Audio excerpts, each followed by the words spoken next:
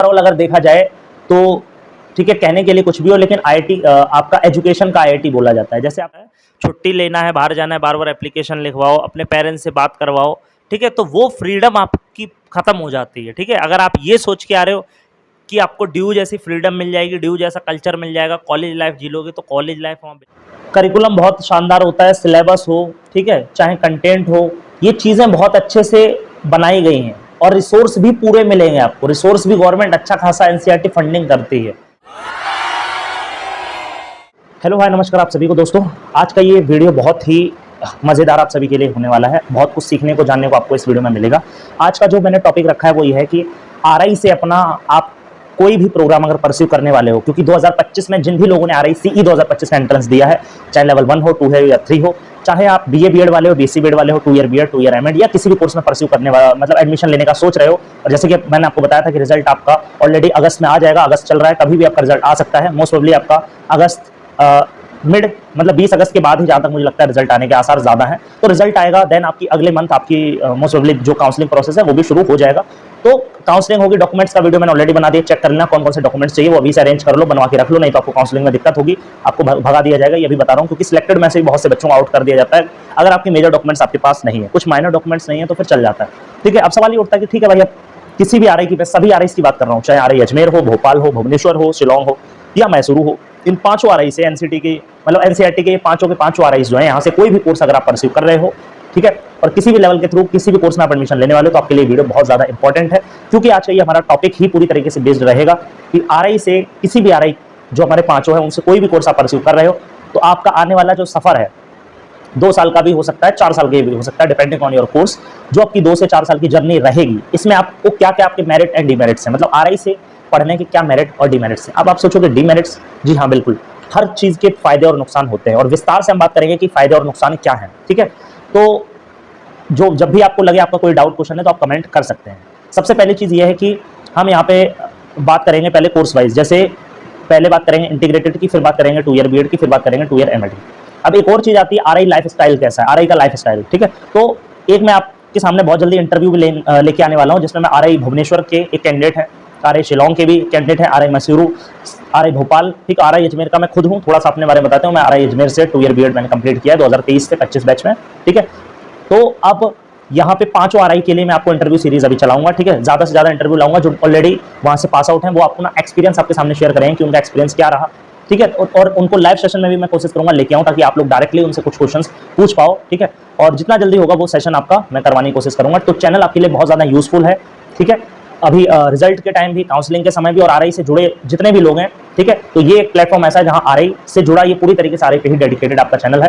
ठीक है, इसमें आरआई के साथ साथ मैं ड्यू, सीयूटी, बीएड के जितने भी एंट्रेंस आपके होते हैं उनको भी थोड़ा कवर करता हूं। फिर हमारे जो टीचिंग के एंट्रेंस है, जैसे सीटेट है, टेट है और अदर टीचिंग एग्जाम्स हैं, इनसे जुड़ी भी अपडेट और डिटेल वीडियोस आपको मिलती रहती है। हालांकि इन पर मैं अभी कम वीडियोस बना रहा हूं, आने वाले टाइम में इसकी भी सीरीज चलेगी, बट अभी आपका एडमिशन प्रोसेस चल रहा है तो उस पर ज्यादा कंटेंट कोशिश करता हूं मैं डालने की। हालांकि उतना कंटेंट नहीं आ पा रहा है, क्योंकि थोड़ी सी मेरी भी लाइफ में थोड़ी सी अभी स्कूल में हूं, तो यहाँ पे समय कम मिल पाता है। ठीक है, तो अब आते हैं इन पॉइंट्स पे कि क्या क्या हमारे फायदे नुकसान हैं, क्या आरआई से अगर हम करते हैं तो हमें क्या फायदे होंगे, और क्या अगर कोई डिमेरिट्स हैं तो क्या है। ठीक है, सबसे पहले यहाँ पे बात करते हैं बीए बीएड या बीएससी बीएड, इनके क्या फायदे नुकसान है। तो देखिए, अब आपको ऐसा तो पता ही है कि बीए बीएड बीएससी बीएड वाले जो बच्चे हैं वो लेवल 1 है, और आपको ये भी अच्छे से पता हो कि आरआई भोपाल और अजमेर वालों ने अपना आईटैब के थ्रू एडमिशन लिया है, तो यानी ऑलरेडी आईटैब वाले भी आ गए। ठीक है, ये ना समझें कि वो अलग है। तो चाहे आप सबसे पहले इंटीग्रेटेड बीएड जो लोग कर रहे हैं, 4 साल का जिनका प्रोग्राम, उनके क्या फायदे और क्या नुकसान है।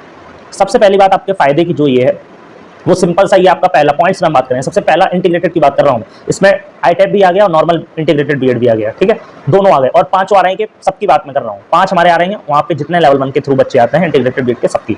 सबसे पहला फायदा आप लोगों का ये होता है कि आप लोगों का 1 साल बचता है। कैसे 1 साल बचता है, जैसे अगर आप अलग से बीएड अगर से मतलब इंटीग्रेटेड, नाम से ही पता चला इंटीग्रेटेड है, यानी आपको 4 साल में 2 डिग्री मिलती है।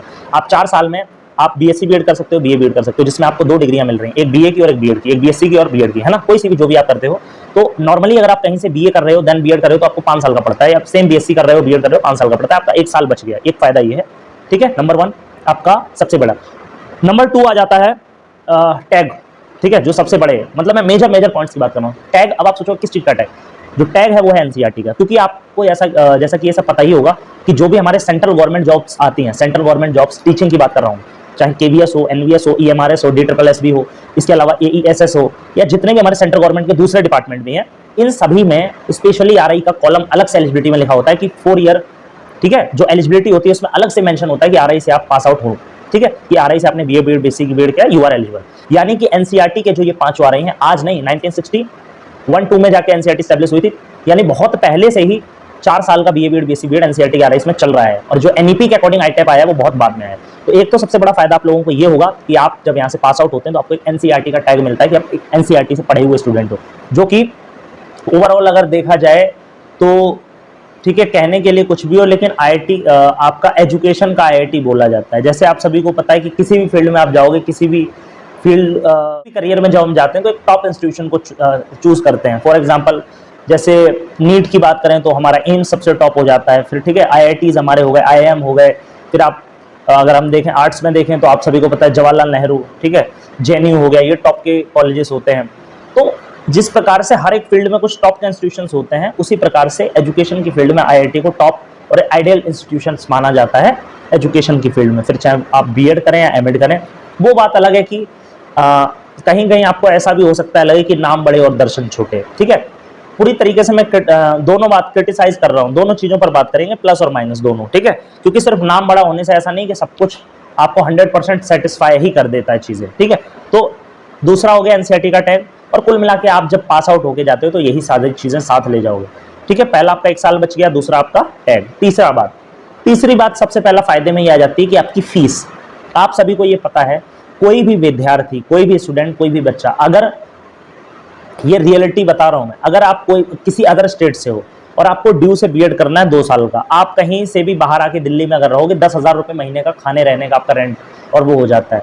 अब आप जोड़ लो, आपका 1 साल का लगभग 1 से 1.5 लाख रुपए हो गया, सिर्फ आपका रहना खाना।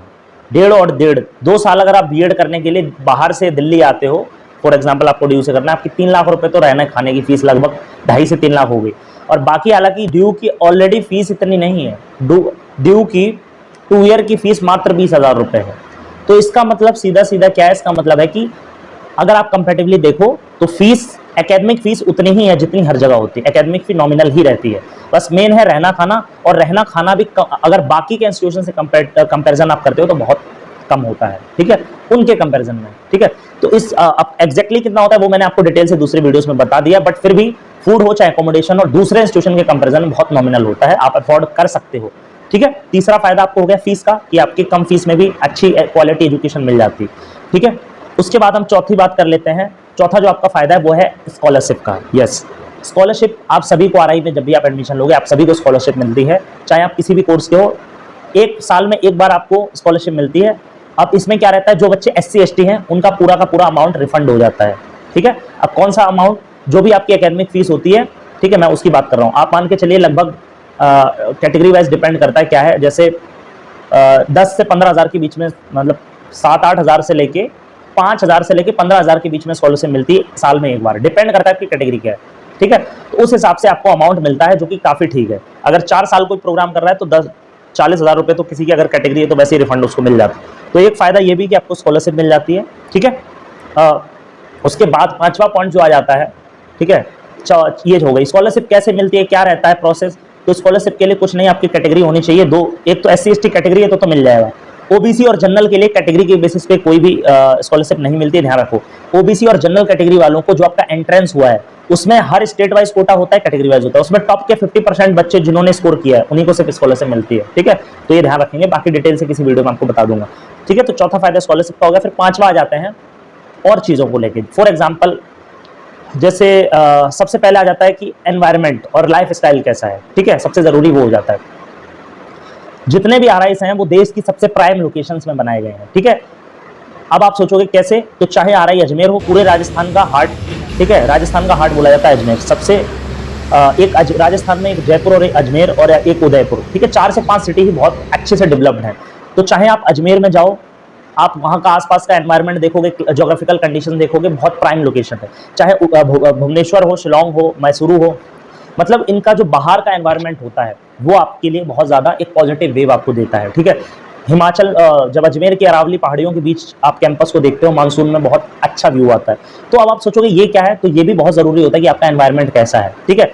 अब ड्यू के आप कॉलेजेस में जाओगे, वहाँ कोई एनवायरमेंट नहीं है, कोई शुद्ध हवा नहीं, कोई कुछ नहीं, ठीक है।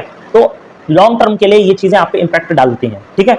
तो ये हो गया पांचवा पॉइंट कि आसपास का एनवायरनमेंट, वो सिटी, जितनी सिटी है सारे के सारे इंस्टीट्यूशंस आपकी सिटी में, एक प्राइम लोकेशन है, आसपास का ज्योग्राफिकल कंडीशन हो, मार्केट हो, एक डेवलप्ड जगह पे है, ठीक है। ऐसा नहीं है कहीं भी डाल रखा है। एक ये हो गया पांचवा पॉइंट। छठा पॉइंट जो आ जाता है वो आ जाता है आपका इंफ्रास्ट्रक्चर। जितने भी आरआईस बनाए गए अच्छी खासे इंफ्रास्ट्रक्चर है इनके पास। 70 से 80 एकड़ का कैंपस होता है, काफी बड़े कैंपस होते हैं। कैंपस के अंदर सब कुछ अवेलेबल है। आपकी एकेडमिक बिल्डिंग, शानदार एकेडमिक बिल्डिंग है, प्लेग्राउंड है, ठीक है। आपका असेंबली हॉल होता है। आप वीडियो वगैरह देख लोगे, आपको डिटेल से पता चल जाएगा, ठीक है। जैसे अजमेर की ही बात करो, आप जिस भी आरआई को सर्च करके देखो, बहुत शानदार इंफ्रास्ट्रक्चर आपको देखने को मिल जाएगा। बहुत बड़ा कैंपस होता है, ठीक है। तो आप सभी चीजों को एक्सप्लोर कर सकते हो, ठीक है। मतलब कि आपका स्पोर्ट्स में इंटरेस्ट है, स्पोर्ट्स भी आप खेल सकते हो, को करिकुलर एक्टिविटीज हो, ठीक है। अब और फायदे नुकसान पे भी मैं आऊंगा, लेकिन एक जो पॉजिटिव चीजें पहले वो बात कर लेते हैं, ठीक है। तो ये आपको मिल जाता है कि आपके पास अच्छा इंफ्रास्ट्रक्चर है। नंबर 6 हो गया। फिर नंबर 7 पे आ जाता है स्पोर्ट्स। अब हाँ, नंबर 7 पे आ जाता है टीचर्स को लेके। अब टीचर्स को लेके दो चीजें हैं। सबसे पहले अगर एक पॉजिटिव चीज देखो, टीचर्स को मैं पॉजिटिव पॉइंट्स में डाल रहा हूँ, क्योंकि टीचर्स जो होते हैं, जहां तक मुझे लगता है डिपेंड करते हैं, आरआई टू आरआई वेरी करते हैं, बट जहां तक हमारे टीचर्स का सवाल है, हमारे टीचर्स अगर मैं अपने वहां की बात करूं तो काफी कोऑपरेटिव होते हैं ज्यादातर, ठीक है। कोऑपरेटिव होते हैं और नॉलेजेबल होते हैं, ठीक है। अब सबकी मैं बात नहीं कर रहा, मैं ये नहीं कह रहा जितने टीचर्स आपको मिलेंगे वो सब ज्ञानी बैठे हैं, सब आपको आइडियल लगेंगे, सब आपको पसंद आ जाए, कोई जरूरी नहीं। हर तरह के लोग मिलते हैं आपको, ठीक है, लेकिन अच्छे टीचर्स भी हैं। उसके बाद आपका 8वां पॉइंट जो आ जाता है वो आ जाता है स्टूडेंट्स। स्टूडेंट्स में क्या होता है कि आपको सबसे बड़ा है कि आपको एक कल्चरल डाइवर्सिटी मिल जाती है। कल्चरल डाइवर्सिटी कैसे? क्योंकि आपको पता है कि जितने आ रहे हैं वो अलग अलग स्टेट और यूटीज के बच्चे वहां होते हैं, तो आपको अलग अलग बच्चों से, यानी एक तरीके का आपका भारत का टूर हो जाता है, क्योंकि अलग अलग राज्य और यूटी से, स्टेट्स और यूटी से जब बच्चे आते हैं तो उनकी भाषा, बोली, संस्कृति आपको जानने सीखने का मौका मिलता है। ये बहुत बड़ी चीज होती है, ठीक है।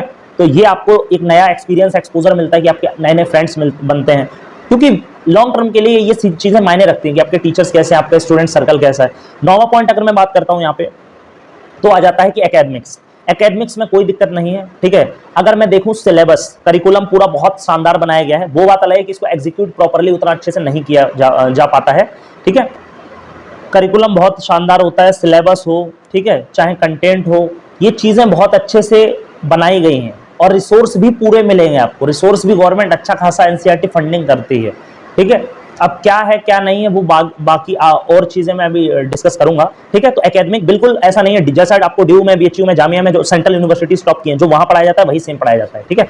तो उसमें कोई दिक्कत नहीं। अब लास्ट पॉइंट जो आ जाता है आखिरी, वो यही आ जाता है कि एक तरीके का आपको एक कल्चर, अगर मैं एक पूरे कैंपस की अगर मैं बात करूं, जो लाइफ स्टाइल अगर मैं बात करूं, तो लाइफ स्टाइल नेगेटिव भी हो सकता है, पॉजिटिव भी हो सकता है, डिपेंड करता है आपको, लेकिन एक आपको एजुकेशनल सेटअप वाला फील मिलता है, ठीक है। एक सिक्योरिटी वाला फील आएगा, जो गर्ल्स है उनको सिक्योरिटी वाला, ऐसा नहीं वो कॉलेज नहीं है, उस इंस्टीट्यूशंस में आपको एक एजुकेशनल सेटअप का फील आता है कि हाँ ये एक स्कूल टाइप, मतलब बिल्कुल स्कूल वाली फीलिंग नहीं आएगी, जैसे डिसिप्लिन हो गया, मैनर्स हो गए, ठीक है।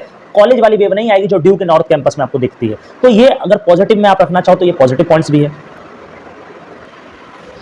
हाँ तो दोस्तों, अब मैं यहाँ पे अगर बात करता हूँ थोड़े नेगेटिव पॉइंट्स को लेके कि क्या क्या नेगेटिव पॉइंट्स हैं, तो देखिए नेगेटिव पॉइंट्स में अगर मैं आऊँ तो सबसे पहली चीज़ जो टीचर वाली बात मैंने बताई, देखिए क्या होता है कि करिकुलम, सिलेबस सब कुछ बढ़िया है, कोई दिक्कत नहीं, बट कुछ टीचर्स आपको लग सकता है कि वो क्वालिटी नहीं मिल रही है जो आपको किसी दूसरे में मिल सकती है, ठीक है। वो मैंने पर्सनल जो एक्सपीरियंस किया वो यही है कि ज़रूरी नहीं कि हर टीचर आपको लगे कि क्वालिटी है कंटेंट में, नॉलेज में, ठीक है, तो वो हो सकता है। अब ये मुझे नहीं पता कि दूसरी जगह क्या होता है, बट सारे टीचर्स एक जैसे नहीं मिले हैं। कुछ टीचर्स में आपको लगेगा कि नहीं वो क्वालिटी नहीं है जो मिल सकती है आपको, ठीक है। फिर दूसरा चीज़ आ जाती है सबसे ज़रूरी, हाँ वो ये आ जाती है स्टूडेंट्स को लेकर। जब मैं बात करूँ कि वहाँ पे कोई स्टूडेंट्स पॉलिटिक्स वाली चीज़ नहीं है, मैं बात यहाँ पे पॉलिटिक्स की बात नहीं कर रहा कि वहाँ पे भाई आप जेएनयू जैसा पूरा सिस्टम कर दो या कुछ दे दो। कहीं ना कहीं अगर हम देखिए स्टूडेंट्स के अधिकारों के लिए कोई एक स्टूडेंट काउंसिल नामात्र की इन्होंने बना रखी है, बट स्टूडेंट्स काउंसिल के पास कोई पावर नहीं है। ये लोग इलेक्शन करवाते हैं, इंटर हाउस होते हैं, हाउस में बांट देते हैं, और उनके पास जो स्टूडेंट्स लीडर्स होते हैं उनके पास कोई खास पावर नहीं होती। तो दूसरी जो कमी लगती है वो लीडरशिप की, कि छात्रों की, स्टूडेंट्स की डिमांड उठाने के लिए वो कोई ऐसा काउंसिल नहीं है जो टीचर्स पे प्रेशर बना पाए, अगर गलत हो रहा है तो उसके खिलाफ आवाज़ उठाएं, यानी टीचर की अकाउंटेबिलिटी कम है। दूसरी चीज़ ये नेगेटिव है। तीसरी चीज़ अगर मैं बात करूँ तो तीसरी चीज़ आती है मैथ्स को लेके। बहुत सारे वहाँ पे ऐसे भी हॉस्टल्स के अंदर मैथ्स हैं जिनकी खाने की क्वालिटी उतनी अच्छी नहीं है, ठीक है। तो कुछ डिपेंड करता है, आप सबकी बात नहीं कर रहा कि किसी किसी क्योंकि हॉस्टल बहुत सारे हैं, किसी किसी हॉस्टल के कुछ कुछ टेंडर ऐसे हैं वो क्वालिटी लेवल नहीं मिलता है, जिसके लिए बच्चे हड़तालें करते हैं, बाद में मांग उठाते हैं, है ना, फिर बाद में इंप्रूवमेंट होती भी है, एक्शन भी लिया जाता है। तो ये मैं पहले ही बता दे रहा हूँ ताकि आपको थोड़ा आइडिया रहे। फिर चौथी चीज़ आ जाती है, थोड़ा सा अगर मैं देखूँ,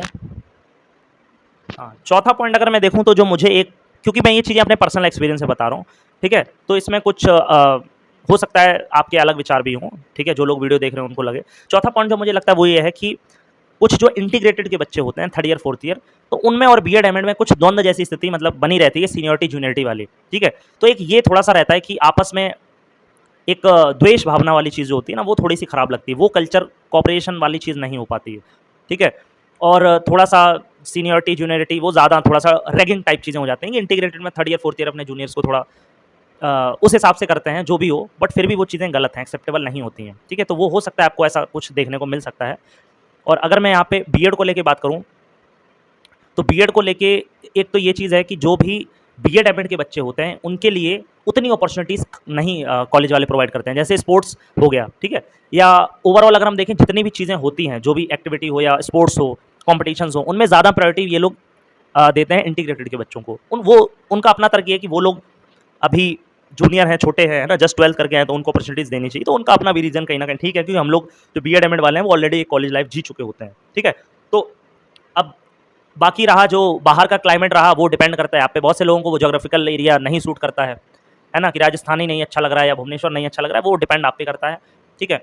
और जहाँ तक बात रही स्पोर्ट्स की, तो स्पोर्ट्स कल्चर है, ठीक है, स्पोर्ट्स पे अच्छा खासा फंडिंग होता है, सब होता रहता है, बट ज़्यादा फोकस ये लोग करते हैं कि लास्ट के इंटर हाउस कॉम्पिटिशन्स में ज़्यादा फोकस रहता है, ठीक है, जो कि मुझे लगता है कंटिन्यूअस होता रहना चाहिए, ठीक है। फोकस यानी कंटिन्यूअस ज़्यादा होना चाहिए, बजाय कि साल में एक बार इंटर हाउस करवा दिया जाए और फॉर्मेलिटी पूरी ना करें, ठीक है। कल्चरल एक्टिविटीज़ की जहाँ तक बात है, वो भी बस साल में एक बार जब इंटर हाउस होगा मोस्टली तभी आपको दिखेगा, ठीक है। और एकेडमिक का मैंने आपको बता दिया कि वो क्वालिटी आपको मे बी ना मिल सके कुछ टीचर से, ठीक है, आपको लगे सिर्फ इंग्लिश में पके जा रहे हैं, कुछ पल्ले पड़ रहा नहीं पड़ रहा है, डिपेंड आप पे करता है, ठीक है।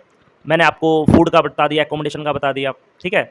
और कुल मिला के यही है। हाँ, एक गर्ल्स का एक काफ़ी बड़ा मुद्दा रहता है, गर्ल्स का जो इशू है वो ये रहता है एंट्री को लेके, ठीक है, आउटिंग को लेके। एक्चुअल में अब बाकी आरआई का नहीं पता, फॉर एग्जांपल आरआई अजमेर में क्या है, आपको सिर्फ संडे के दिन आउटिंग मिलती है, बाकी के दिन अगर आपको आउटिंग करनी है तो बहुत मुश्किल होता है बिना एप्लीकेशन के। अगर आपको घर जाना है तो आपको एप्लीकेशन लिखवाना है अपने वार्डन से, ठीक है। किसी भी गर्ल के लिए थोड़ा चैलेंजिंग हो जाता है, छुट्टी लेना है, बाहर जाना है, बार बार एप्लीकेशन लिखवाओ, अपने पेरेंट्स से बात करवाओ, ठीक है, तो वो फ्रीडम आपकी खत्म हो जाती है, ठीक है। अगर आप ये सोच के आ रहे हो कि आपको ड्यू जैसी फ्रीडम मिल जाएगी, ड्यू जैसा कल्चर मिल जाएगा, कॉलेज लाइफ जी लोगे, तो कॉलेज लाइफ वहाँ बिल्कुल नहीं है, ठीक है। जस्ट आपको एक तरीके से स्कूल वाला ही वेब मिलेगा, ठीक है। तो ये एक डिसएडवांटेज भी समझ सकते हो, जो जस्ट 12th करके आ रहे हैं वो एक साल तो बचा रहे हैं, लेकिन आपको वो ड्यू जैसी कॉलेज लाइफ नहीं मिलती है, क्योंकि मैं खुद ड्यू से पास आउट हूँ। जो ड्यू में आपको अपॉर्चुनिटीज़ मिलती हैं पढ़ाई के अलावा, ठीक है, एनसीसी आपको मिलेगा, सब कुछ मिलेगा, स्पोर्ट्स भी मिलेगा जो वहाँ होता है ड्यू में। अगर आप मोस्टली वहाँ से करते हो तो एनसीसी भी मिल जाएगी आरआई में, स्पोर्ट्स भी मिल जाएगा, को करिकुलर एक्टिविटीज़ भी है, एकेडमिक्स भी है, सब कुछ है। लेकिन जो वहाँ का एक लाइफ स्टाइल है, जो वहाँ का एक कल्चर है, जो फ्रीडम है, ठीक है, जैसे स्टूडेंट के लिए अगर आप देखोगे जेएनयू होगा, ड्यू होगा, यहाँ पे एक पावर होती है उनके पास, ठीक है, कि वो एक दबाव बना सकते हैं ना, एक मतलब ये दबाव में गलत सेंस में नहीं कह रहा हूँ, मतलब उनके पास एक फ्रीडम होती है कि स्टूडेंट काउंसिल की पावर होती है, वो नहीं मिलेगा आपको, ठीक है। फिर उतनी जैसे बाकी आप में कोई हिडन टैलेंट है, जैसे सिंगिंग, डांसिंग, एक्टिंग, ठीक है, सिनेमा, ड्रामा, डिबेटिंग, लिटरेचर, इनके लिए प्रॉपर ड्यू में सोसाइटी बनी होती है, वो सोसाइटीज़ आपको नहीं मिलेंगी, मिलेंगी भी तो उतनी कारगर नहीं है। जहाँ तक मैंने ऑब्जर्व किया कि सोसाइटी जो है वो उतनी एक्टिव नहीं रहती, ठीक है, जो उतनी इफेक्टिव हों, ठीक है, कई सारे उनमें मैंने कमियाँ देखी। तो ये थोड़ा सा रहेगा कि आपको सोसाइटी नहीं मिल रही है, स्टूडेंट काउंसिल वाली चीज़, फ्रीडम वाली चीज़ की कॉलेज लाइफ वहाँ पे आप जीते हो 3 साल प्रॉपर, ठीक है, कोई बाउंडेशन नहीं होती, पढ़ना है पढ़ो, नहीं पढ़ना है मत पढ़ो, ठीक है। लेकिन यहाँ पे आपको सारी चीज़ें एक तरीके से स्कूल वाला ही फील कराया जाता है। अभी ये सही है गलत है ये आप पे डिपेंड करता है, ठीक है। तो कहीं ना कहीं कॉलेज लाइफ मुझे लगता है कि जिस एज में आप होते हो तो थोड़ी फ्रीडम भी ज़रूरी ही होती है कहीं ना कहीं, क्योंकि इतना इंसान मैच्योर हो चुका होता है। तो ये ओवरऑल कुछ चीज़ें मैंने आपको आरआई के मेरिट एंड डीमेरिट्स डिस्कस किए कि आप जितने भी अलग अलग आ रहे हैं, अब ये चीज़ें थोड़ी थोड़ी वेरी कर सकती हैं, ठीक है, थोड़ी थोड़ी क्या बहुत भी वेरी कर सकते हैं, क्योंकि मैंने ये मेनली आरआई अजमेर को सेंटर में रख के बताया आपको कि वहाँ के हालात कैसे हैं। अब ये अलग अलग आरआई के अलग अलग मतलब जितने भी हमारे 5 आ रहे हैं वहाँ पे थोड़ी थोड़ी चीज़ें वेरी कर सकती हैं, लेकिन मोस्टली चीज़ें जहाँ तक मुझे लगता है वो उम्मीद करता हूँ सेम ही होंगी। बाकी और आरआई के जो लोग हैं, मैसूरू के, भुवनेश्वर के, भोपाल के, शिलोंग के, उनका भी मैं इंटरव्यू लेके आऊँगा, तो वो डिटेल से आपको वहाँ का भी डिटेल बता देंगे कि उनका पर्सनल एक्सपीरियंस कैसा रहा, वहाँ का लाइफस्टाइल कैसा है, वहाँ के मेरिट डिमेरिट्स क्या है, और वो आपके लिए क्या टिप्स देना चाहते हैं, ताकि आपको भी बहुत कुछ सीखने को मिलेगा। ठीक है, तो आज का ये वीडियो बस इतना ही, यहीं पे एंड करते हैं, और उम्मीद है आपको वीडियो पसंद आया होगा। अगर वीडियो पसंद आया हो तो इसको बनाने में काफ़ी मेहनत लगती है, आपसे वीडियो को ज़्यादा लाइक करें, शेयर करें, ठीक है, चैनल को सब्सक्राइब करो, ताकि आने वाले टाइम में अभी मैं लगातार आपके लिए इंटरव्यूज़ लाऊँ, ठीक है, और साथ में भी आपका काउंसलिंग के लिए बहुत सारी इंपॉर्टेंट चीज़ें होंगी, वो बताता चलूँ। आरआई से जुड़ा कंटेंट सारा आपको यहाँ टाइम टू टाइम मिल ही रहा है, इसके साथ सीटेट, टेट और टीचिंग से जुड़ी हुई सारी चीज़ें आपको मिलती ही हैं। ठीक है, तो चैनल सब्सक्राइब कर लें, टेलीग्राम का लिंक डिस्क्रिप्शन में, उसको ज्वाइन कर लें, कोई भी अपडेट होगा आरआई का या कोई कंटेंट है वो वहाँ पे आपको मिल जाएगा। ठीक है, और साथ में कोई डाउट रह गया हो तो कमेंट करें, ठीक है, क्योंकि आपके जो कमेंट्स होते हैं वो मैं देखता हूँ, अगर उनमें से जो अच्छा क्वेश्चन होता है उस पर शॉर्ट्स वीडियो आपको मिलती हैं। ठीक है, तो जो भी अपडेट्स होती हैं वो शॉर्ट्स के थ्रू मैं कोशिश करता हूँ आपको अपडेट देता रहूँ। लॉन्ग वीडियो आपको डेली बेसिस पे आप मिलता रहेगा, 1 से 2 वीडियो जितना हो पाएगा डेली बेसिस पे। और लाइव सेशंस का टाइमिंग मैं बता दे रहा हूँ, हर संडे हम लोग लाइव सेशन करते हैं। ठीक है, तो लाइव सेशन संडे को बिल्कुल मिस मत करना, वो किसी भी टाइम हो सकता है। मैं आपको शेड्यूल पहले से आपके पास शेड्यूल आ जाएगा, अगर आप चैनल से जुड़े रहेंगे तो आपको आ जाएगा कि इतने बजे संडे को लाइव है, तो आपके कोई पर्सनल डाउट्स हैं वो भी आप संडे को पूछ सकते हो। ठीक है, तो उम्मीद है वीडियो आपको अच्छा लगा होगा। तो कुल मिला के ये सारी बातें थी जो मैंने आपके सामने शेयर करी। अब आपके ऊपर है, ठीक है, बाकी वीडियो को ज़्यादा ज़्यादा अपना सपोर्ट बनाए रखें, ठीक है, ताकि मुझे भी एक मोटिवेशन मिले, लगातार आपके लिए काम करते रहें। ठीक है, और भी बहुत सारा आरआई से जुड़ा कंटेंट है, चीज़ें हैं, जानकारी हैं जो आप तक बांटनी है। बस चैनल को जुड़े रहें, अपना सपोर्ट बनाए रहें। ठीक है, मिलेंगे किसी नेक्स्ट वीडियो में, तब तक जय हिंद, जय भारत।